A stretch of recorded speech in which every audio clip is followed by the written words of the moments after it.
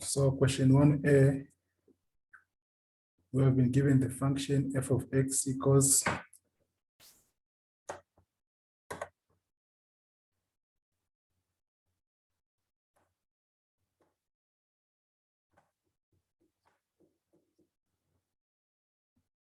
f of x equals 3x to the power 3 minus 4x. And the domain is given as well, -2 to +2. We want to show whether the function is even, odd, or neither. That is the first part of A.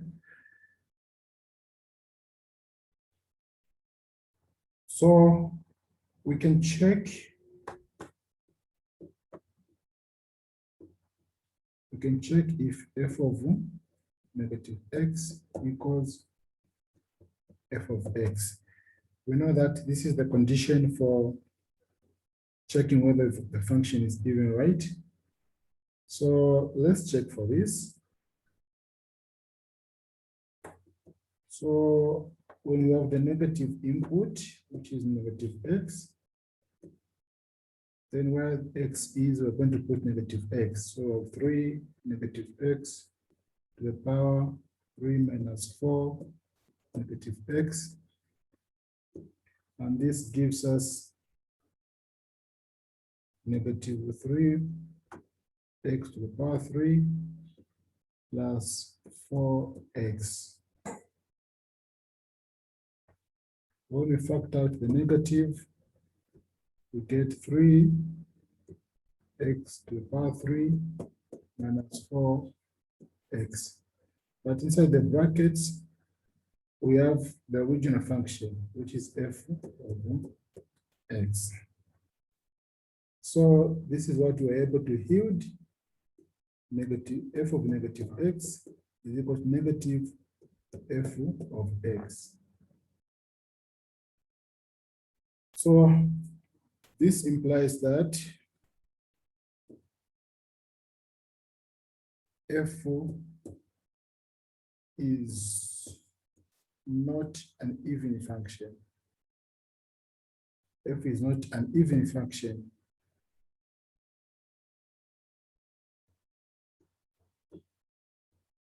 Now, since f of -x equals negative f of x, we have that f of x is odd.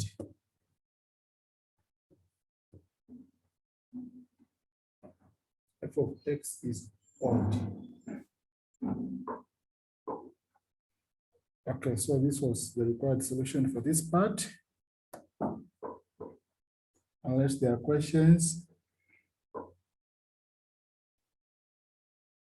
So we can move on to the next one, right?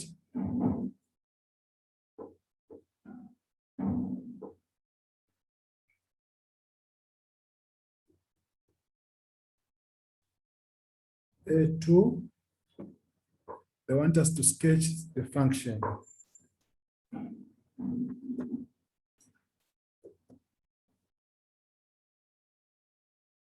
We sketch f of x. Okay, to sketch this polynomial, let's try to get the intercepts. So we can begin by getting the x-intercepts.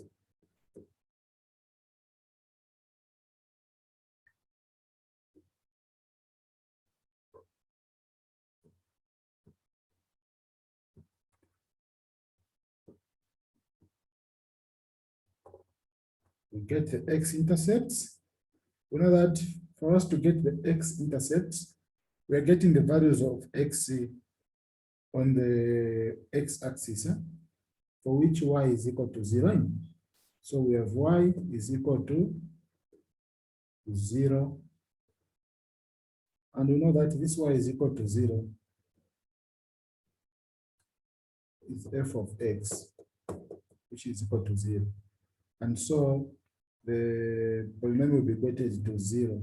So we have f of x is 3x to the power 3 minus 4x equals 0.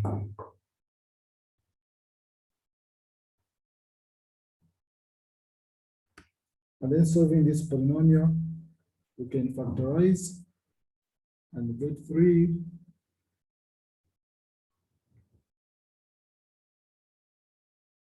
we factor out x.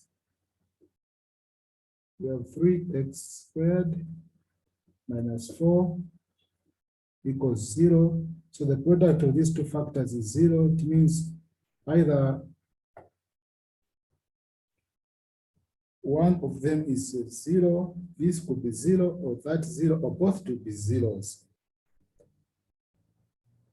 So we have x equals 0 or 3x squared minus 4 equals 0.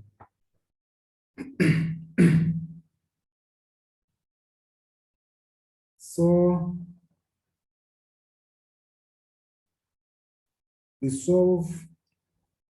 we continue solving this one.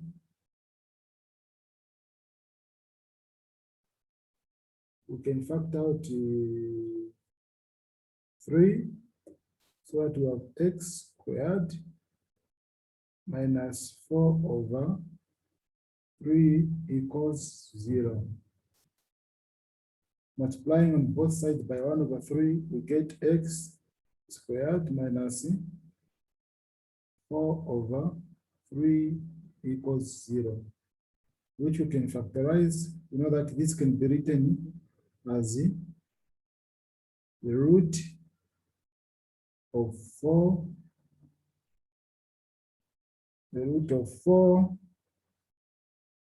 over 3.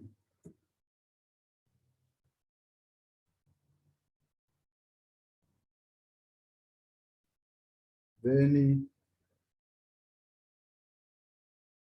squared. So we get x squared minus root of 4 is 2, then over root 3. When simplified, this is what we get, equals 0. So we can factorize this by difference of two squares. So we get x minus 2 of root 3,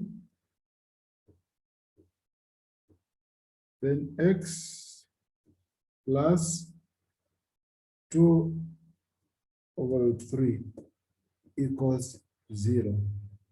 So equating each factor to 0, since the product of the two linear factors is 0, meaning either one of them is 0 or both are zeros.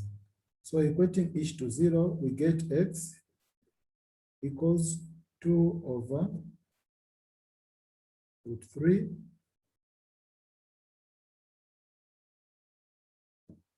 x equals 2 over negative 2 over root 3. So these are the x-intercepts. These are the x-intercepts. We got the first one here. Remember this, we got that value already. So we have x equals 0, negative 2 over root 3, and positive 2 over root 3 as the x-intercepts. So we can now go to the y-intercept.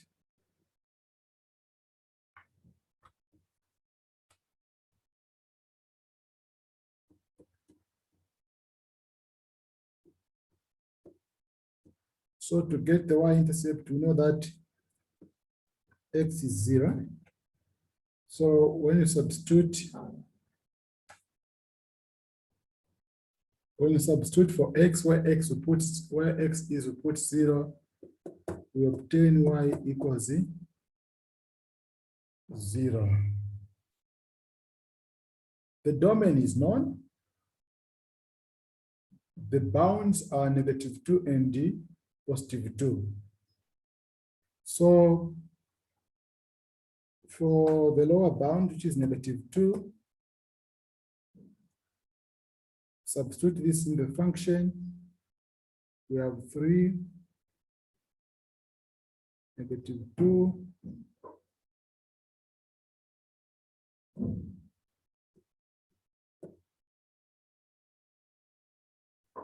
-2 power 3 -4 -2. Why do we get when we simplify these numbers? So here we have -8, then plus 8. So we get -24 plus 8, which gives us -16. Similarly, for f of +2, I mean, we get +16. So we can now do the sketch.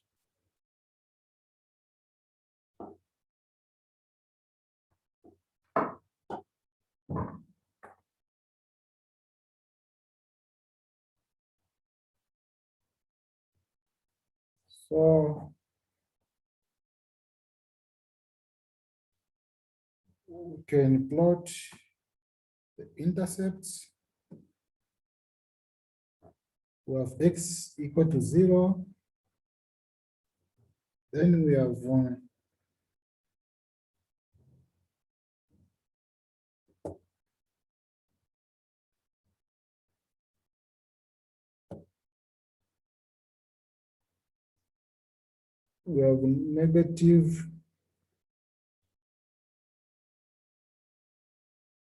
-2 over √3. We also have +2 over √3. So these are the x-intercepts, and the y-intercept is 0. Okay. Then between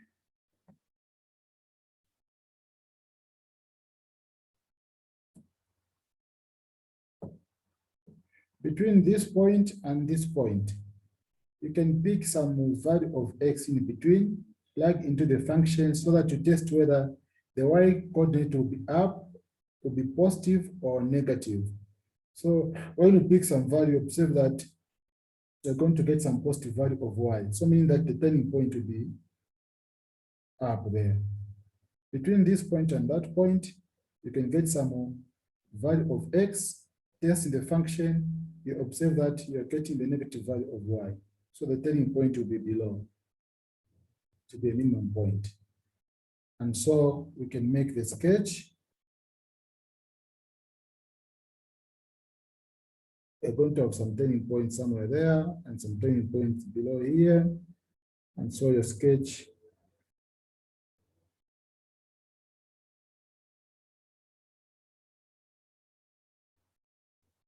will come like that.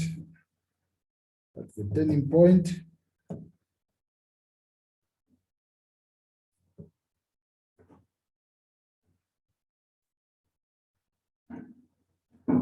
So it will become like that, then pass through 0. Okay.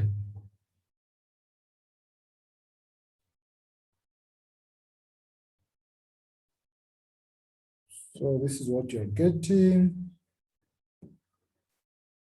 You know that at that point and that point,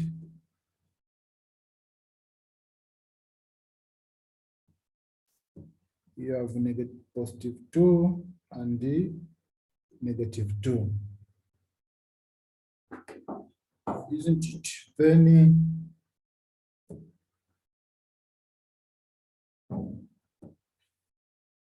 here and also up there, we're getting some values of y here have negative 16. There you have positive 16. So this was the required sketch. Okay, we proceed to the next. Any challenge with the sketch? Okay, then we can move on to part B. I want us to solve this equation.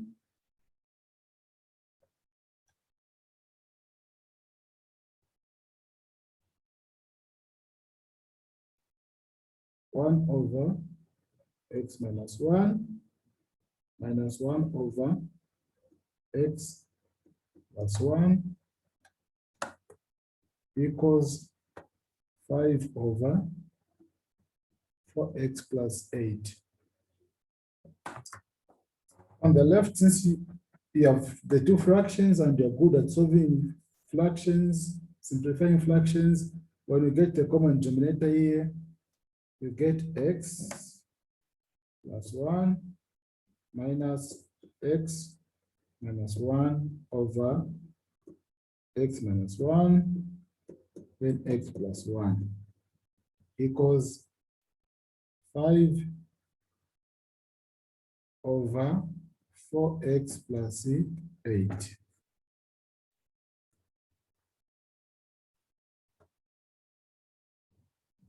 So simplifying the left, the numerator here, we can as well simplify the denominator. No, that we just have to expand here. So when we do that, on the numerator we get a 2. On the denominator it is x squared minus 1 equals 5 over 4x plus 8. Then you can cross multiply. Do some cross multiplication here. So you have the 2 multiplying 4x plus 8 equals 5 multiplying x squared minus 1. When you expand, you are getting 8x plus 16 equals 5x squared minus 5. Collecting like terms, and then write the quadratic equation in standard form. You get 5x squared minus 8x minus 21 equals 0. So you now have to solve this quadratic equation. So we can solve this by completing the square method, where we have to make the coefficient of x to be 1s, since we have a 5. So to make the coefficient 1, we divide throughout by 5. When we divide throughout by 5, we get x squared minus 8 over 5x minus 21 over 5, 0 divided by 5,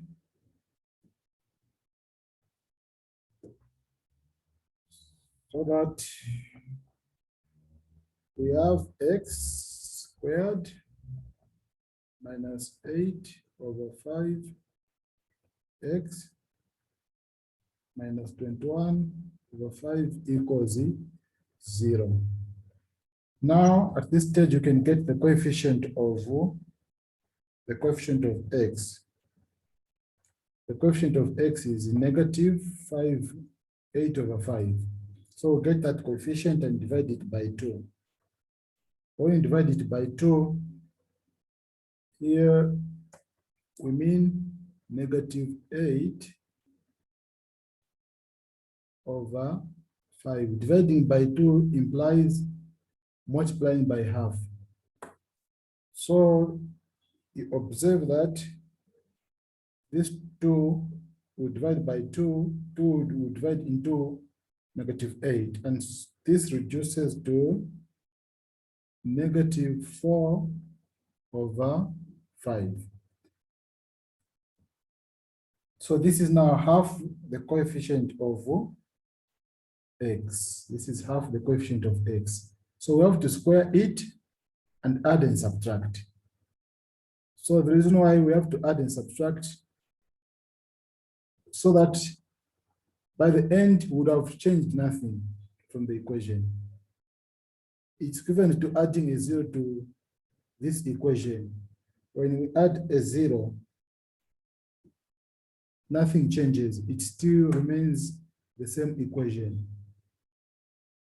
When we add a 0, it still remains the same equation. 21/5 equals 0. So you see, adding a 0 doesn't change anything. And now this 0 will be expressed in terms of half the coefficient of x.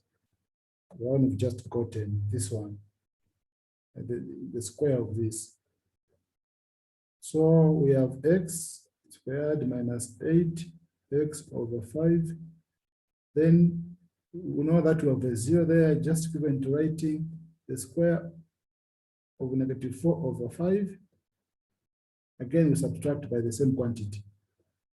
-4/5 squared minus 21/5 equals 0. So now the three terms, this term, and that term can be summarized by writing, or can be summarized into 4/5 to the power 2. So when you expand this, you get, when you expand this, you get these three terms. Then here, we can square now, we get 16/25 minus 21/5 equals 0. Simplifying the two numbers, this and this, gives us 21/5. So we have x minus 4/5 squared minus 21/5 equals 0. Introducing the additive inverse of this on both sides, we get x minus 4/5 squared equals 21/5. Sorry, not over 5, just to be 25. When you get a common denominator here, you observe that this should be 25.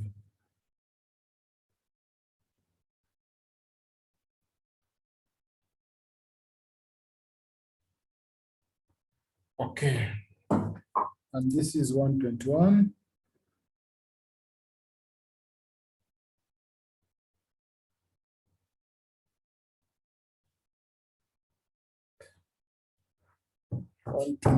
over 0.5. So we can now introduce square root on both sides. So taking square root on both sides, this gives us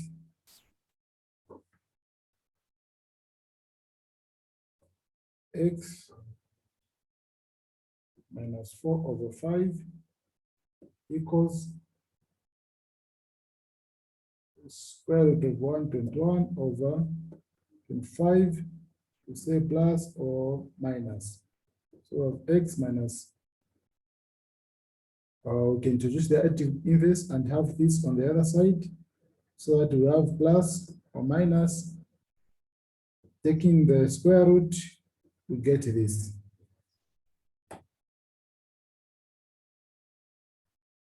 Then simplifying the fractions here, we have x equals 15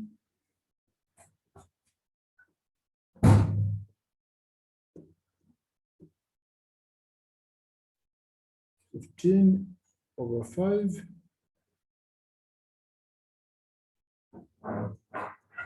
x equals negative 7 over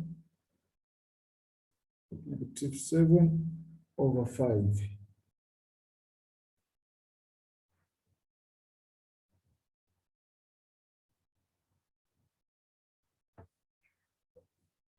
So these are the two values of x we are getting. But then there is a condition in the question. The question has a condition. And this condition is x must be less than 0. So the required value of x is the one which is less than 0. And this is negative 7 over 5. Okay, so this was the required solution. If such a condition wasn't there, we're going to have two solutions, two values of x.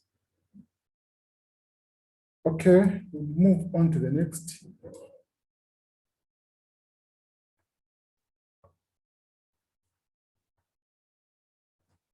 Question 2. We'll be given the two functions.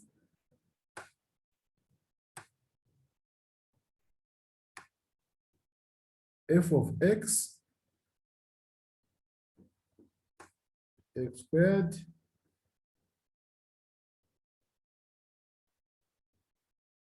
and g of x, 4 minus 9x. So they want us to get a composite function.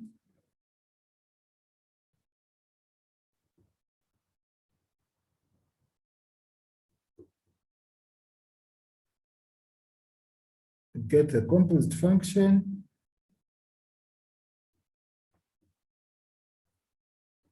Okay, so this function, we can also write it as this. So meaning that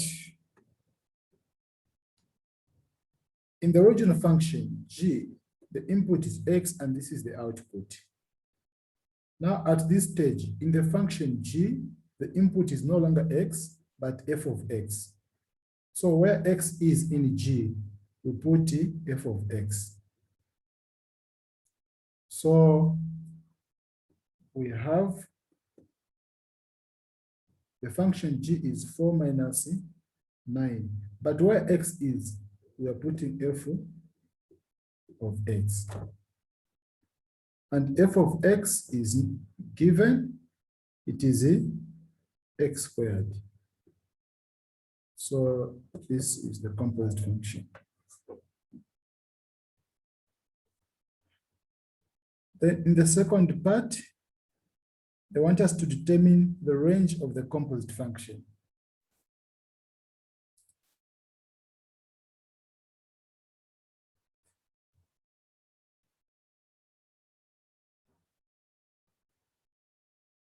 We determine the range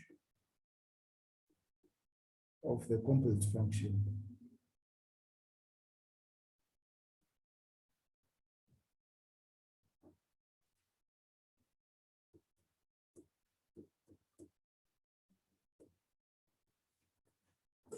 Okay.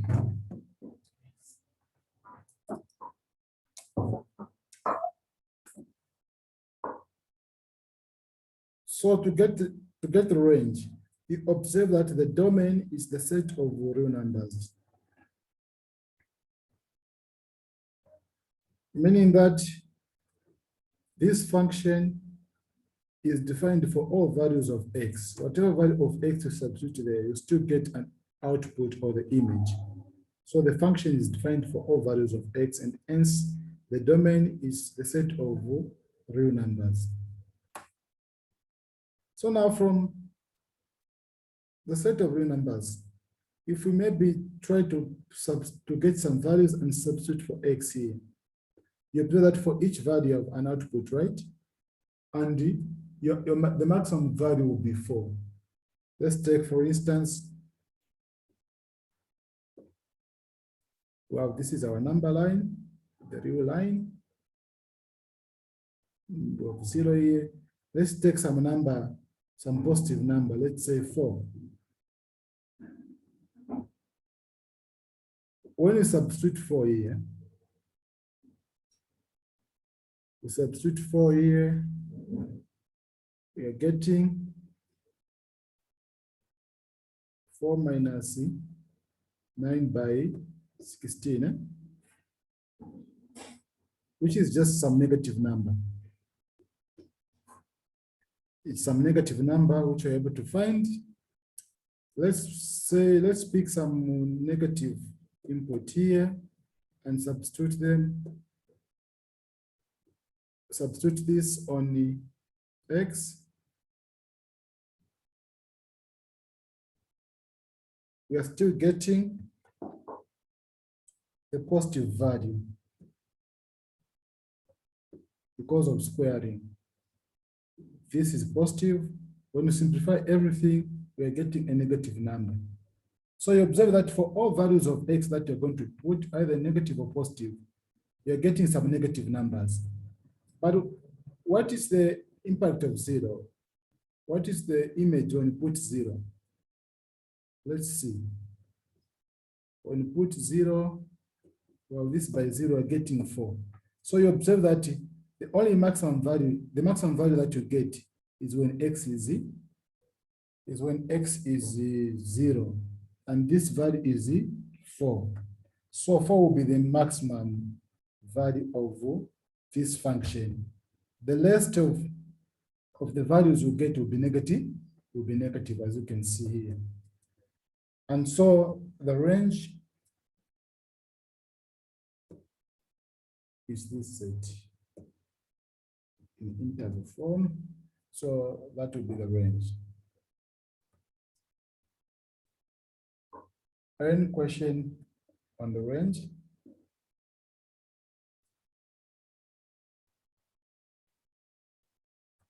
Okay, we proceed. Yes, Evans.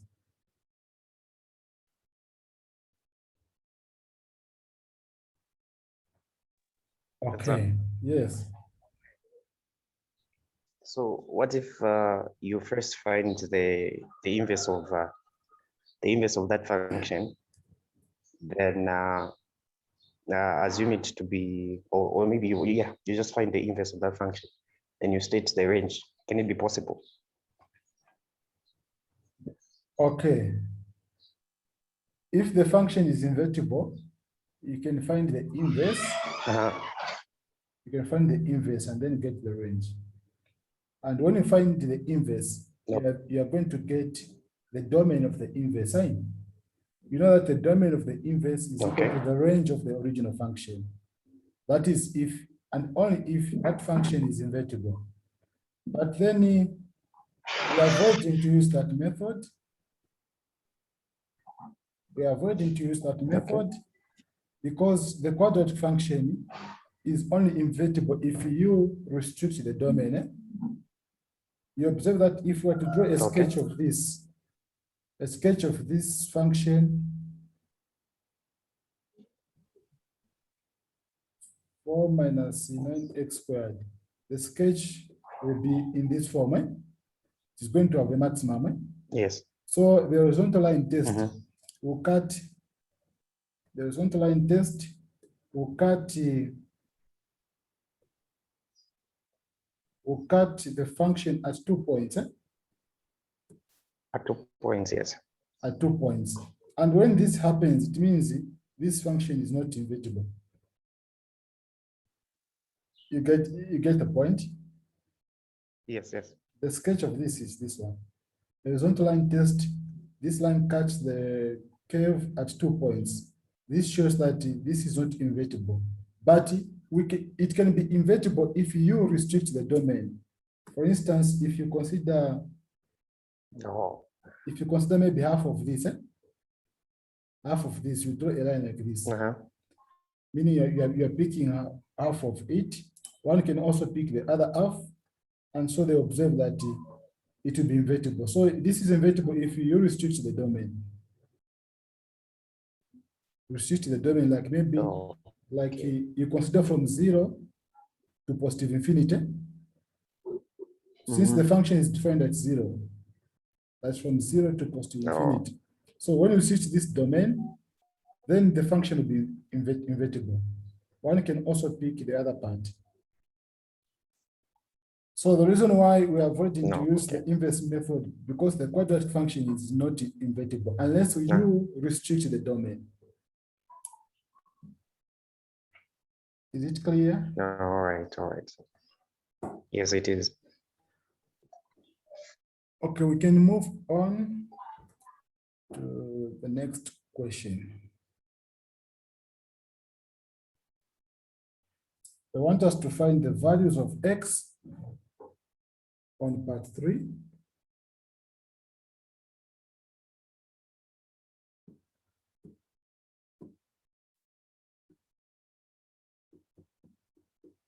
So they want us to find the values of x for which g of x equals its inverse.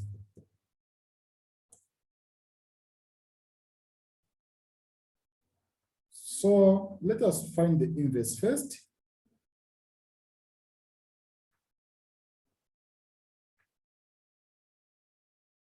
We get the inverse. So we have g of x, which is equal to y, implying that we have y is equal to, our g is what? The g is 4 minus 9x. So we get the inverse by making x the subject of the formula. So making x the subject of the formula, we have y minus 4 equals negative 9x.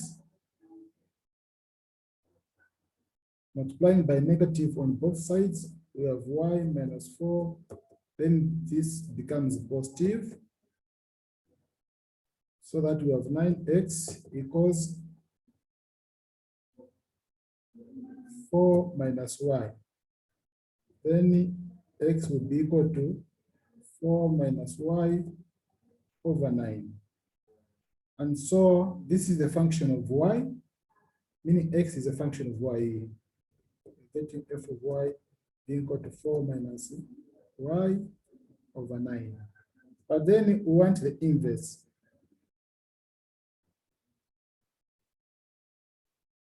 The inverse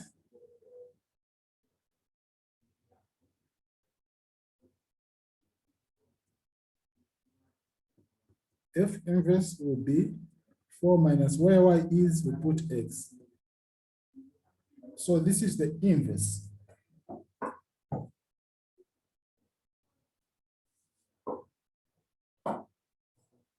So we are told we find the values of x for which g and its inverse are equal. So we're going to equate the two. G is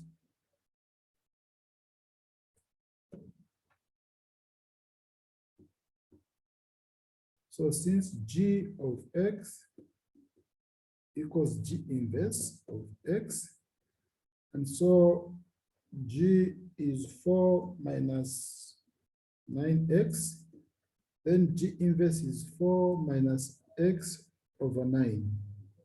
We can do some cross multiplication here.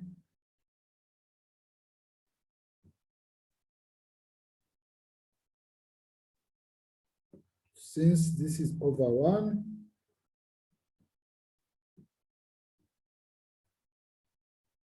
this is over 1, so we get 36 minus 81x equals 4 minus x. Collecting like terms, we have negative 8 equals 32. So negative 8x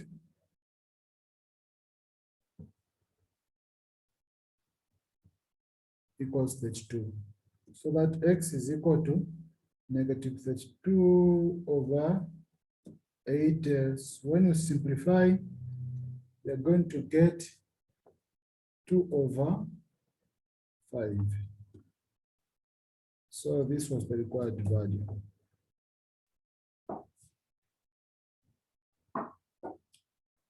We proceed to the next.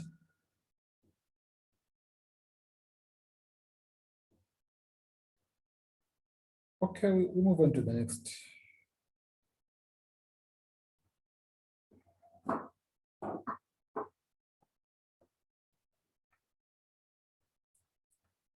On part 4 of A, they want the sketch.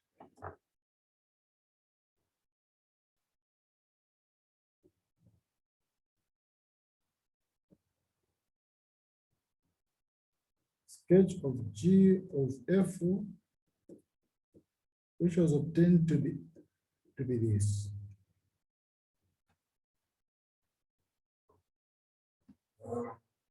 So to sketch this function, since it's a quadratic function, we need the intercepts and the turning point. So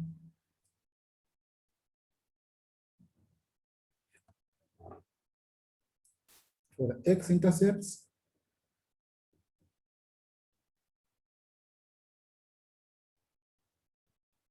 y is 0, meaning that we have this function equated to 0. Factorizing by difference of 2 squares, we have 2 squared minus 3x squared. Sorry.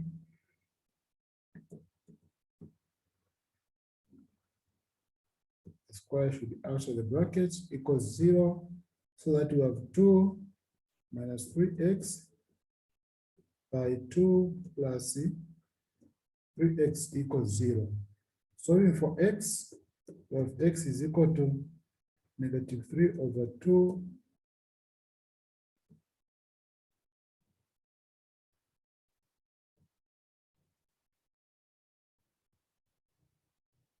and the positive 2 over 3 as the x-intercept. The y-intercept,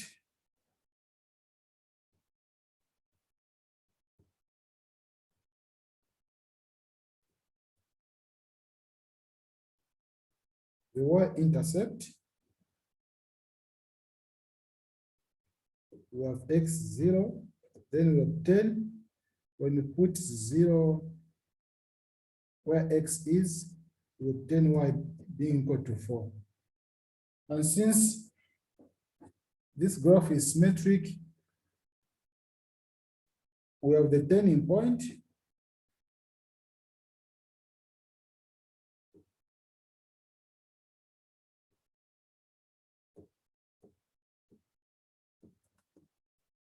Turning point to be the same point when x is 0, y is 4. So we can now do the sketch.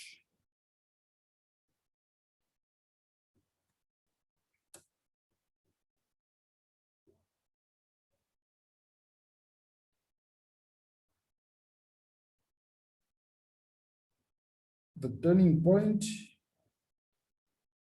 will be there, 4. And then the intercepts, we have the negative value here and the positive value here. Then we can now do the sketch.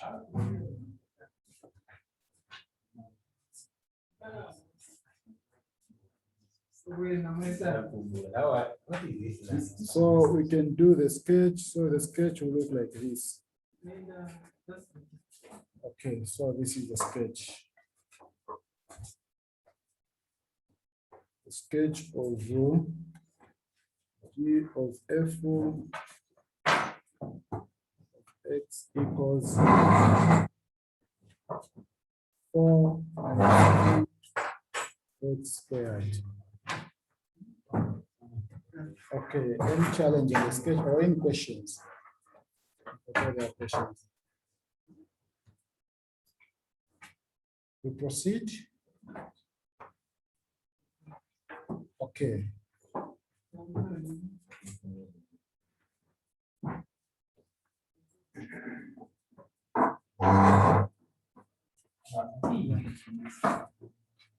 We go to the next question.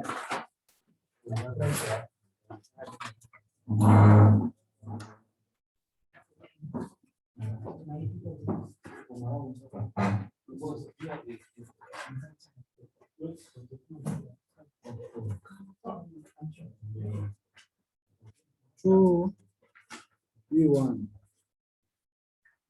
We have sin 3x equals 3 sin x minus 4 divided by 3x. So they want us to prove this.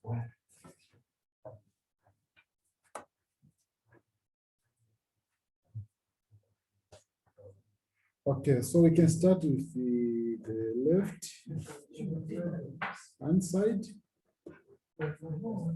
The big sin 3x. And now, using the properties of double angles, sin 3x can be written as a sine of 2x plus x. We know that when we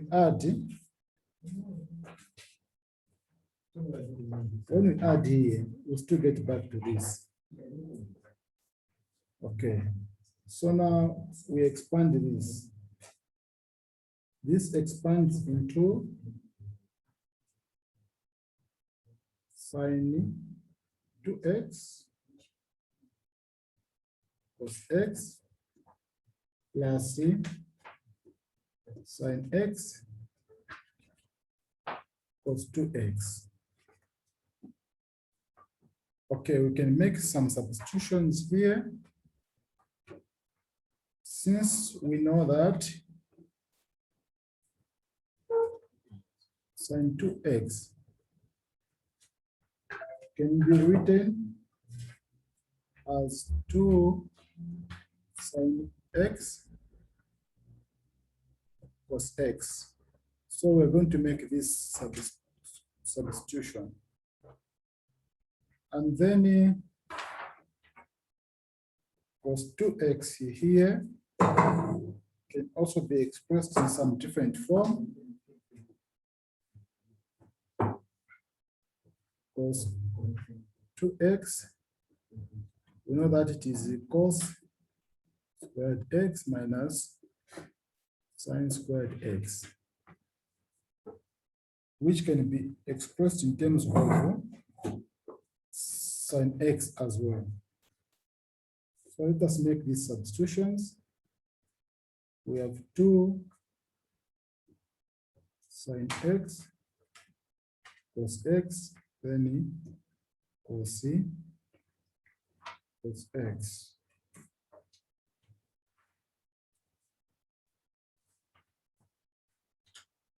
So we have substituted for sin 2x. This is what we have here. And then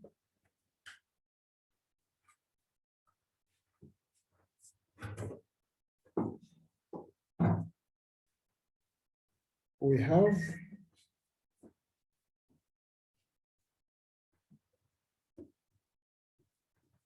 sin x we can substitute for cos 2x. We are getting cos squared x minus sin squared x. We are getting that. When we simplify this part, we get 2 sin x, this cos x and the cos x will multiply, and so we obtain cos squared x plus sin x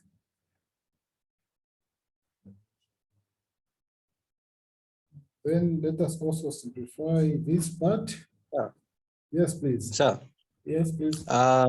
on this part where you are saying sin 2x cos x plus sin x, according to the trigonometry what identities that were given on sum and difference, the cos supposed and then the sine will be defined. I don't know if it works even if you just put the sign in front. Here, on these two? Yeah. No, not on, no, here. When we which is starting with sin x, here, sin x. Yes, that part, yes. Okay. Yes, what was given like by our lecturer, it started with cos x and then ended with this sign. Okay, I don't know if the two functions are multiplying and the multiplication is commutative. Whether you change the order, it's the same. Okay. Yeah. Okay, sir. Okay.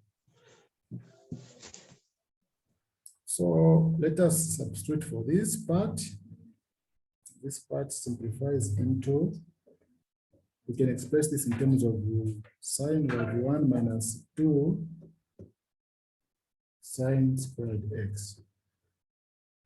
What we have just done here, we have written cos squared x in terms of sine, then simplify. We arrive at this. Okay. Then we proceed. We can make some substitution for cos x, cos squared x. We can write this in terms of sine as well. And so we have 2 sine x, 1 minus sine squared x. Here, the other part we can expand when we distribute sine x throughout, we get sine x minus 2 sine 3x. We can also do some expansion.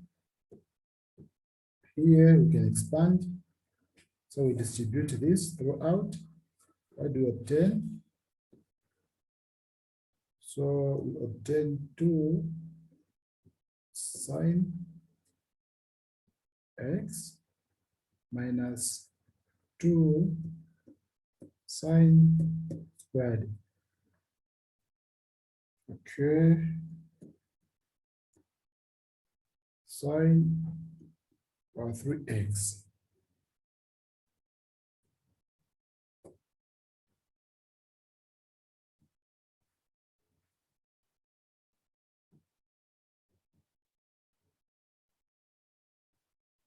Then plus sine x minus 2 sine power 3x. So we've got like terms here. If we observe here, this and this are like terms, can be simplified. This and that are also like terms. So putting the like terms together, we have this 2 sine x plus sine x. So we have grouped this and that. This is what we have here. Next, it's this and the other part, which gives us minus 2 sine power 3x minus 2 sine power 3x. So simplifying now this, here we get 3 sine x. 3 sine x. Simplifying the other part, we get minus 4 sine power 3x. Minus 4. Okay. So this is what we obtain.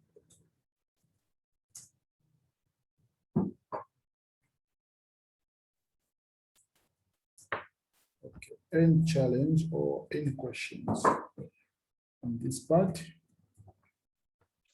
Yeah. Yes, please. I want to ask on how you expanded the sine 2x plus cx, and then you got that, and then here, did you factor out, or I'm just stuck on the fourth stage here. This part? No, This one? on top. No, on top. Here? Yes, sir. Here or this part? I don't know. Here, yeah, yes, the third stage there. Did you factor out, like, for you to arrive to the fourth stage? To arrive here. Yes, sir. Okay. Since we know that sine 2x is equal to 2 sine x cos x.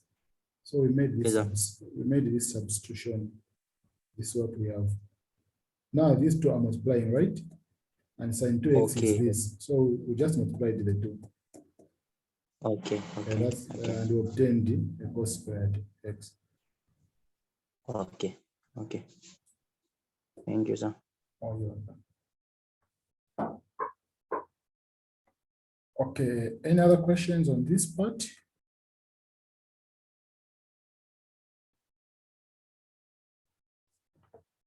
Okay, so we can end here and we'll continue next time. I'll give you an update regarding when we're going to meet again. So enjoy your day.